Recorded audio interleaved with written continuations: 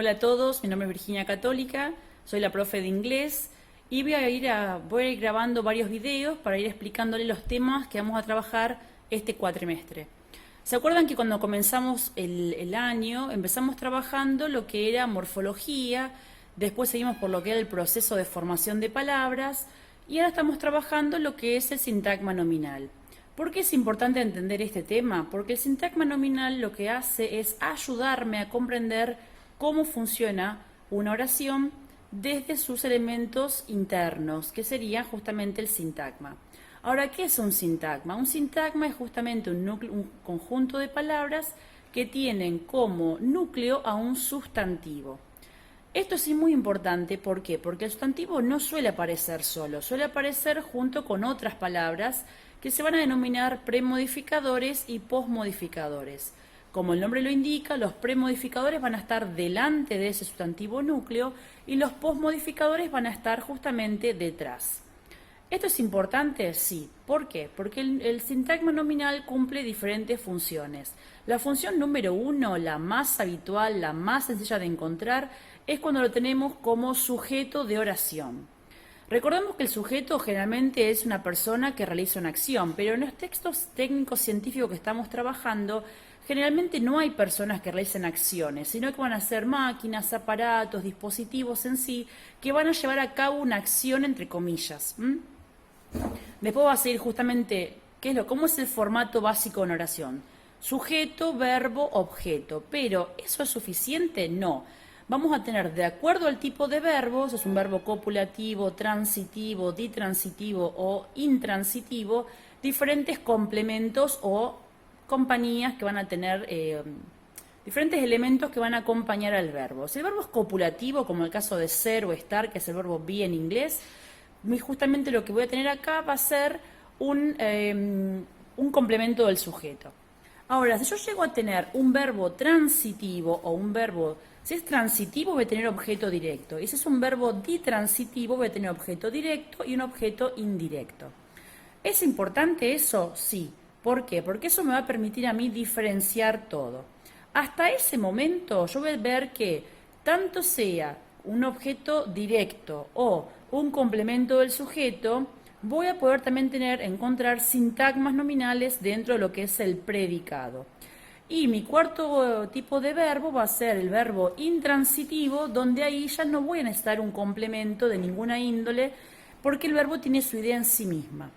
Esto no es una clase de gramática pura, ni de español, ni de inglés, pero intento hacerles entender cómo funciona un sintagma nominal en inglés para poder hacer una traducción correcta al español. Ahora bien, entendimos cómo funciona un sintagma a nivel sintáctico. Dijimos que a nivel sintáctico cumple funciones como sujeto de oración, objeto directo y complemento del sujeto, que sería dentro de lo que es el predicado. ¿Cómo se va a formar un sintagma? El sintagma se va a formar de la siguiente manera. Recién estaba explicando cómo se formaba el sintagma.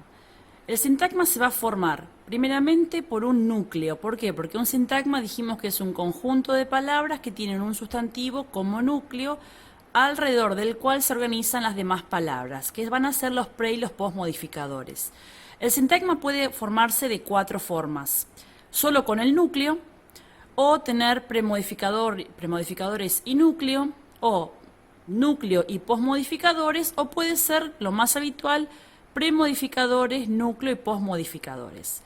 Acá puse 3 ejemplos del texto de Heart-Lung Machine que ya hemos trabajado en el año, y les puse 3 oraciones para que vean la función, tanto sintáctica como la función dentro del sintagma nominal.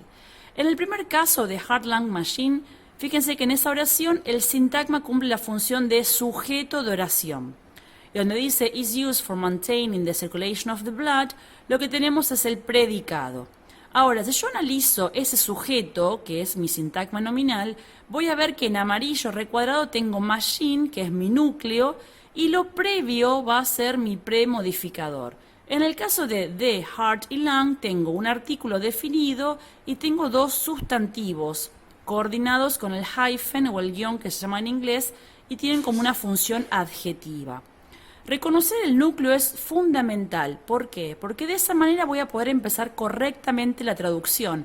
Yo no puedo decir el corazón, pulmón, máquina. Voy a decir la máquina, corazón, pulmón. Y después sí explico que es usada para mantener la circulación de la sangre. Detrás de ese sintagma verbal que sería es usada para mantener, ¿tengo otro sintagma nominal? Sí, función objeto directo. Pero por ahora no la vamos a analizar porque quiero que hagan foco en el sintagma nominal en función sujeto de oración. ¿Qué pasa con el caso 2? Decimos, this is a horizontal glass cylinder which is partly filled with blood. ¿Qué encontramos ahí? Bueno, nuestro this es nuestro sujeto. Es justamente un pronombre que cumple la función de sustantivo y por eso es como núcleo y es el sujeto de la oración. Pero eso lo dejamos de lado, no tiene mucho sentido analizarlo. Sí vemos que el predicado es mucho más jugoso porque dice is a horizontal glass cylinder which is partly filled with blood. Si les preguntara cuál es el verbo principal de esa oración, quizás muchos me dirían filled, cosa que sería un error porque el verbo principal es is, el que está al lado del sujeto, que dice this is. Y a horizontal glass cylinder which is partly filled with blood sería justamente nuestro sintagma nominal en función complemento del sujeto. Ahora, si yo lo subanalizo a nivel sintagma, veo que cylinder es mi núcleo, horizontal glass es mi premodificador, donde es artículo indefinido, horizontal es un adjetivo y glass es otro sustantivo. Y which is partly filled with blood es mi cláusula relativa introducida por el elemento which, que justamente funciona como postmodificador de ese núcleo cylinder. Si tuviera que traducirla, diría, este es un cilindro de vidrio horizontal que se llena parcialmente de sangre. Fíjense cómo siempre el núcleo organiza todo. En inglés, los adjetivos y todas las palabras que van a modificar un sustantivo suelen aparecer delante, pero en la traducción al español suelen colocarse inmediatamente detrás del sustantivo núcleo. El tercer caso voy a tener donde dice it forms a thin film on the surface of the discs. It va a ser mi pronombre personal, función sujeto de oración. Nos interesa el resto del predicado. Forms es mi verbo en presente simple, pero donde dice a thin film on the surface of the discs funciona como un objeto directo, porque forms es un verbo transitivo en este contexto. Ahora, film es mi núcleo, thin es mi premodificador, donde es artículo indefinido y thin es adjetivo, y on the surface of the discs es mi sintagma preposicional, función postmodificador del núcleo film. Si tuviera que traducirla, diría forma, o forma, una película delgada sobre la superficie del disco.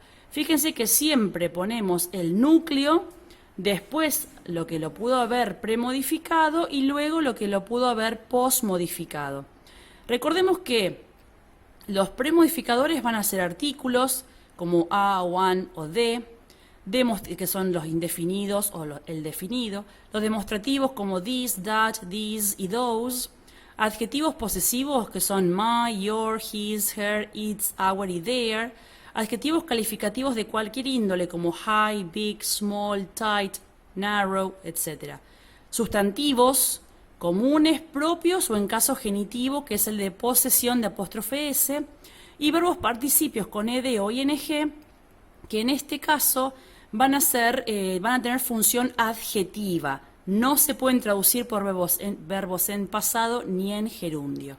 Y en el caso de los postmodificados, lo que vamos a encontrar es un sintagma preposicional, que es un sintagma nominal introducido por preposición, como en el caso de on the surface of the discs.